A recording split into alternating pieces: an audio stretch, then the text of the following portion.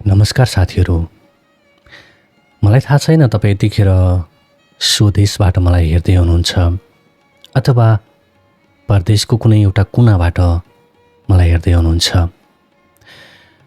यदि तपाईँ स्वदेशमा हुनुहुन्छ भने तपाईँले पनि सोच्नु भएको छ होला कुनै दिन म पनि विदेश जान्छु।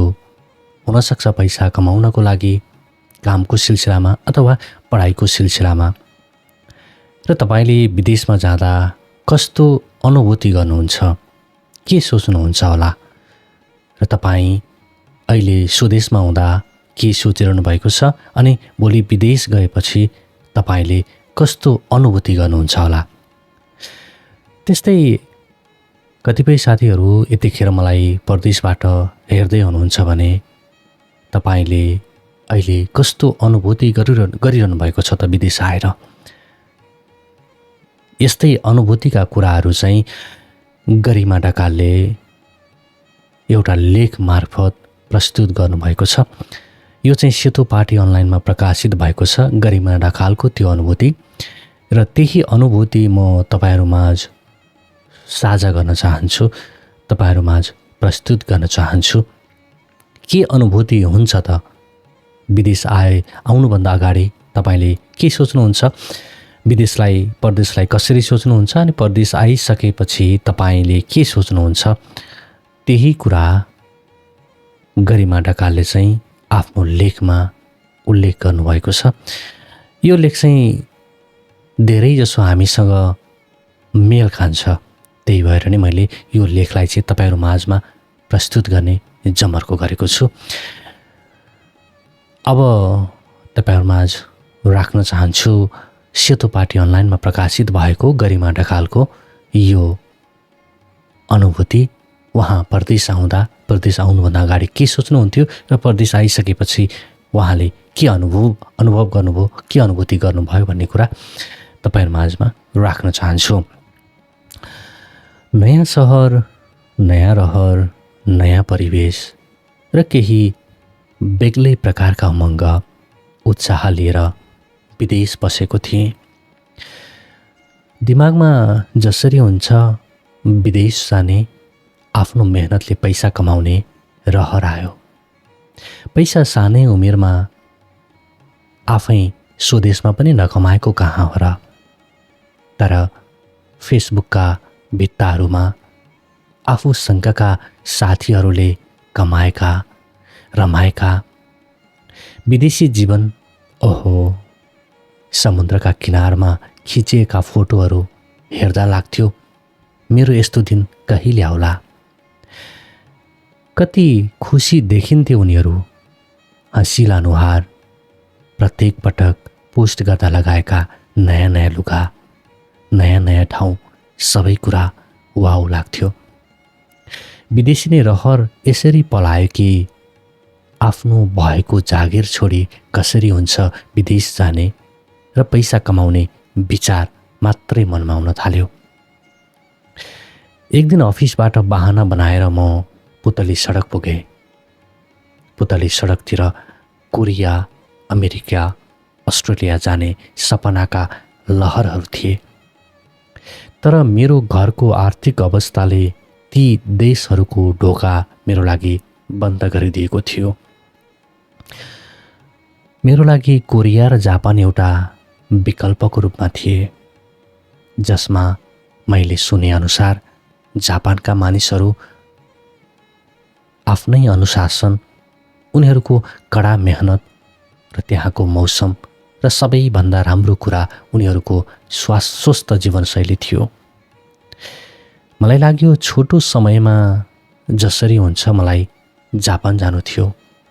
मैले अन्तर्वार्ता दिएँ, तर मनको एउटा कुनामा द्वन्द्व भने चलिरहेकै थियो। एक मनले भन्दै थियो यति राम्रो वातावरण, यति राम्रो सङ्गत आफ्नै देशमा, बस दुःख यहीँ गर, आफन्त यहीँ छन्, चाडपर्व आउँछन्, आमा बाबा साथमा हुनुहुन्छ। त्यो कोसौँ टाढा अर्काको देश, न भाषा न संस्कृति, आफन्त। तर अर्को मनले फेरि भन्दै थियो सधैँ परिवार, आफन्त र चाडपर्व भनेर मात्र कहाँ हुन्छ र? उमेर छँदै सबै पैसा कमाउनुपर्छ। आफैले कमाएको पैसामा कति गर्व गर्न पाइन्छ। विदेशको अनुभव र नयाँ रहनसहनमा घुलमिल हुन पनि त सक्नुपर्छ। अन्ततः मनकै जित भयो र मेरो सिइओ आयो। भनिन्छ नि, जब मानिसले मनैदेखि केही कुरा चाहन्छ र सोही अनुसार आफ्नो कर्म गर्छ भने प्रकृतिको नियमले पनि त्यो ढिलो चाँडो पुरा गरिदिन्छ। मेरो मनले चाहेको कुरा पनि पुरा हुँदै थियो। म निकै खुसी थिएँ। तर मलाई के थाहा थियो भने त्यहाँ पुगेपछि कति ठुला ठुला चुनौतीहरूको सामना गर्नुपर्छ भनेर। मानसिक र भावनात्मक रूपमा कतिपटक टुट्नुपर्छ भनेर। थाहै नपाई रेलका सिटहरूमा, बसहरूमा बसिरहँदा वा सडकमा हिँडिरहँदा आँखाबाट कति आँसु बगाउनुपर्छ भन्ने कुराको मलाई पत्तो थिएन। अहिले आएर हरेक कुराहरू जुन मेरो सोचभन्दा बाहिरका थिए ती भोग्नु परिरहेको छ। यो पनि जिन्दगीले सिकाएको एउटा नयाँ अनुभव हो। यो कठिन समयलाई पनि धेरै धेरै धन्यवाद। आफ्नो देशमा महान चाड तिहार, अझ भनौँ लक्ष्मी पूजाका दिन कति रमाइलो हुन्छ। ठिक त्यही दिन म भने विदेशिएकी थिएँ। नयाँ उमङ्ग र उत्साहका साथ आफ्ना पूज्य बाबा आमाका अनुहारमा अलिकति भए पनि खुसी दिन सक्छु कि भन्ने हिम्मत र साहस बोकेर म जहाज चढेको थिएँ। बिस्तारै मेरा दिनहरू सुरु हुँदै थिए। अलिकति आशा, केही गर्छु भन्ने हिम्मत र आफ्ना सपनाका लागि केही नयाँ कार्यहरू गर्न थालेँ। दिनहरू बित्दै गए, काम पनि सुरु भयो। नयाँ साथीभाइ, नयाँ सहर, नयाँ काम। कति ठाउँहरू फेरिँदै थिए र म आफैलाई सम्हाल्दै पनि थिएँ। भिन्न भिन्न ठाउँबाट आएका साथीहरू, उनीहरूका आफ्नै सोच, विचार र आफ्नै संस्कारमा हुर्किएका उनीहरूसँग घुलमिल हुन मेरा लागि एउटा ठुलो चुनौती थियो। तैपनि नयाँ सहरमा भेटिएका केही असल साथीहरूले मेरो हरेक दुःख सुखमा अहिलेसम्म नै साथ दिइ नै रहेका छन्। उनीहरूको यो गुण मैले कसरी तिर्न सक्छु होला? सधैँको भिडमा म कतै छुटेकी थिएँ। सधैँ जसो एउटै दौड, एउटै काम। बिहानै गयो काममा, साँझ आयो, खाना खायो र सुत्यो।